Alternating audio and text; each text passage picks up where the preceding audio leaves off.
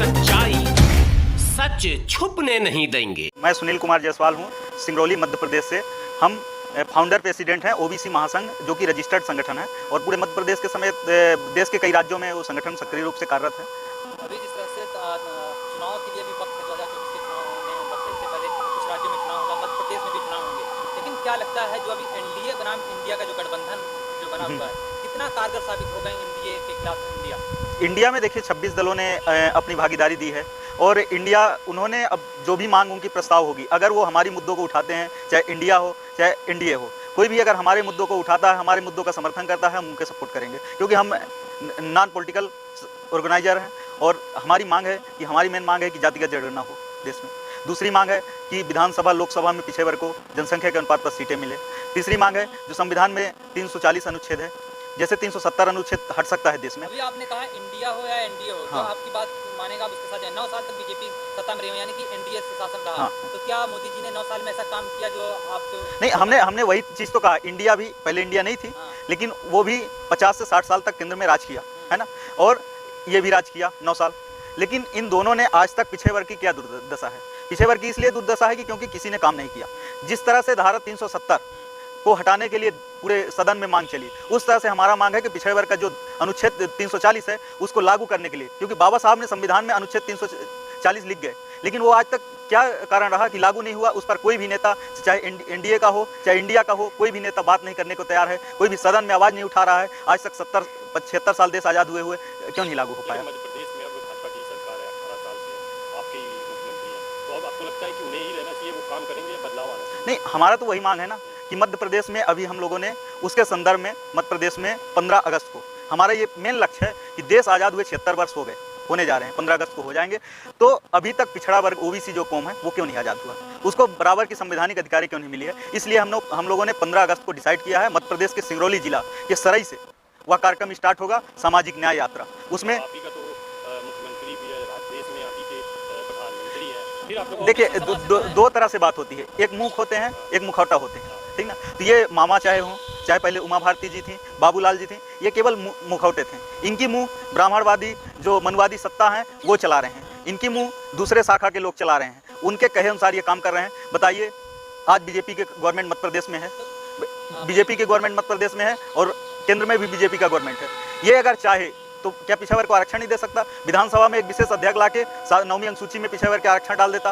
मध्य प्रदेश में अभी 27% जो कमलनाथ जी ने देने की बात की थी, उसको भी दूसरे दिन जाके सुप्रीम कोर्ट में दुनियादारी देखते होंगे। अभी हमारे लोकेंद्र भाई के ऊपर चार्जशीट लग गई, 10 लाख का जुर्माना, फिर 50,000 में चेंज किया गया। ये दुनियादारी जो हुआ है, तो ये लगातार भाजपा विरोधी और कांग्रेस विरोधी, ये दोनों ने पिछड़ा वर्ग के साथ 70 साल 75 साल में कुछ भी काम नहीं किए। मंडल कमीशन आयोग लागू होना था, तो आप खुद दुर्दशा जान रहे हैं मंडल कमीशन का क्या हुआ, काका कालेलकर का क्या हुआ। इसलिए अभी 2021 में जनगणना नहीं हो पाई मध्य प्रदेश। ये बताइए, मध्य प्रदेश समेत पूरे देश में 1931 के बाद ओबीसी की जनगणना क्यों नहीं हो रही है? बताइए, मध्य प्रदेश में हमारे अब बीजेपी की सरकार है, भाजपा का शिवराज सिंह है जो ओबीसी है, वो अपने आप को ओबीसी कहता है। मैं कैसे मानूं वो ओबीसी है? वो मुख है, वही ना, वो मुख है, मुखौटा है, मुख नहीं है। क्योंकि मध्य प्रदेश में हिंजड़ों की जातिगत जनगणना करा दी, कुत्ते बिल्ली की जनगणना करा रही है, पशुओं के लिए जनगणना करा रही है, उससे भी बेहतर उनका वो शिवराज सिंह वाले ओबीसी हैं।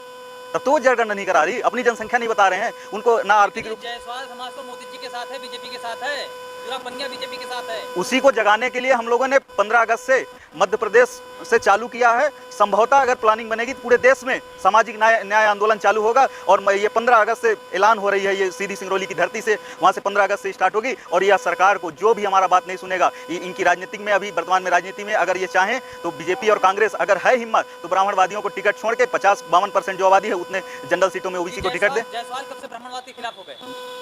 हो रहे हैं भैया, समय लगेगा। जायसवालों को क्या है, जायसवाल जकड़ा हुआ समाज है। जायसवाल और साहू जो है तो एक ही कम्युनिटी प्रकार के आता है। मोदी का चेहरा देखा फेस, ये देखिए, ये जो है ब्राह्मण तंत्र का तरीका है कि अगर आपको साथ में लेना है तो आपका एक मुखौटा आपके समाज का रखना पड़ेगा, और आपके समाज का मुखौटा रख देंगे ताकि आप उस मुखौटा को देखकर, मोदी बोल दिया मैं ओबीसी का हूँ, मैं ओबीसी का हूँ, मैं तेली जाति से हूँ, मैं पिछड़ी जाति से हूँ, पूरे पिछड़े वर्ग के लोग, पूरे जायसवाल लोग।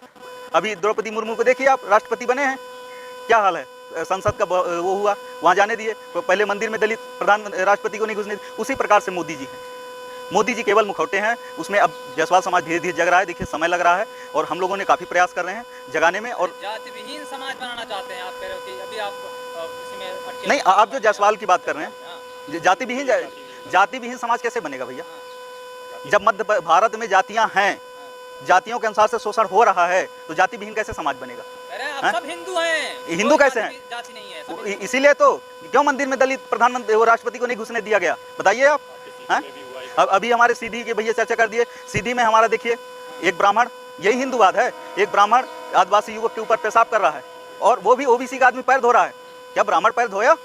वो तो सरासर अन्याय है। प्लस ओबीसी के लोगों को तुम पैर धुलवा रहे हो और पेशाब कोई और कर रहा है। और यहाँ अभी देखिए हाल में मणिपुर में देखिए ST/SC, उसमें ओबीसी भी है। पैर धुल लेता तो पाप धुल जाते हैं? नहीं, पैर तक वो नहीं धुला, माफी तक नहीं मांगा, उसका घर गिर गया और उल्टे में ब्राह्मण महासभा आंदोलन कर रहा है कि बीजेपी हमारे विरोध में, कांग्रेस हमारे, ये दुनियादारी कर रहा है। यानी उनको ये कैसे हिंदू बनेगा? कैसे हम जायसवाल और ओबीसी और ये दलित आदिवासी कैसे हिंदू हैं? मान लीजिए 2024 के चुनाव में अब मध्य प्रदेश में चुनाव होने वाला है, इसमें जायसवाल बीजेपी के खिलाफ जाएगा क्या? जो भी संगठन, जो भी राजनीतिक पार्टियां पिछड़े वर्ग की जातिगत जनगणना, जायसवालों की अस्तित्व की बात, जायसवाल समेत ओबीसी का, जायसवाल एक जाति को लेकर नहीं चल रहे हैं कि एक जाति को हम अस्तित्व दिलाएं। जायसवाल के समाज जितने मध्य प्रदेश में 92 जातियां हैं ओबीसी की, उन 92 जातियों के साथ अगर अन्याय होता है तो जायसवाल समाज सड़कों पर आएगा। 18 साल में बीजेपी सरकार ने बहुत सारे काम किए हैं, ऐसा नहीं है, लेकिन जो पिछड़े वर्ग की बात है, जो हक अधिकारों की बात है, वो नहीं। देखिए हमारे यहाँ लगातार घोटाले चले, व्यापम घोटाला, पटवारी घोटाला। अभी पटवारी भर्ती में आप देखें जो मध्य प्रदेश में तीसरी रैंक में टॉप में आई है, उसको मध्य प्रदेश की राजधानी पता नहीं है, भोपाल की जगह दिल्ली बता रही है, मध्य प्रदेश में कितने जिले हैं वो जानकारी नहीं है और वो बता रही है उसको टॉप। ये नहीं बताइए मामा, मतलब हल से ओबीसी का चेहरा। देखिए ब्राह्मण बहुत सातिर आदमी है, ब्राह्मणवाद 3% भारत में ब्राह्मण है और 15% ब्राह्मणवाद चल रहा है। हिंदुओं की रक्षा कर रहे हैं ये हिंदुओं की रक्षा नहीं, यही हिंदुओं की रक्षा है, यही हिंदुओं की रक्षा है कि पेशाब करना है, उनको खुलेआम मारना। अभी सागर में एक 76 वर्ष की, वो 65 वर्ष की महिला के साथ रेप ब्राह्मण ने किए हैं, उनके घर उल्टा जलाने की बात कर रहे हैं, घर तोड़ रहे हैं। और पुष्पेंद्र यादव का कांड देखिए, उस पर क्यों नहीं आवाज उठाई है हिंदू संगठन? चल पा रहा है जब से मोदी जी आए कि क्यों नहीं आवाज उठाए भैया हिंदू संगठन? नहीं मानते। हिंदू होते कौन है? हिंदू का अर्थ क्या होता है? हम ओबीसी हैं, हमको संविधान में ओबीसी कहा गया है, ठीक ना। हम जाति संविधान में उपजाति हमारा जायसवाल है, तो हम हिंदू कहाँ पे, किस ऑर्गेनाइज के तहत हम हिंदू अपने आप को बना रहे हैं? भारत का नाम क्या है? 2024 में देखिए जिस तरह से अगर पिछड़े वर्ग के मुद्दों पर बात रखेगी, चाहे जो भी एनडीए हो, चाहे इंडिया हो, कोई भी संगठन हो, अगर पिछड़े वर्ग की बात रखेगी, और बात रखने से, बात तो सब रख रहे हैं। तो पहले हमारा नारा था जो पिछड़ों की बात करेगा वही देश पे राज करेगा। अब नारा है कि जो पिछड़ों की काम करेगा वही देश पे राज करेगा, ठीक ना। तो क्या लगता है इंडिया बनाम एनडीए में किसको चुनेंगे आप? कोई तीसरा ऑप्शन चुनना चाहेंगे?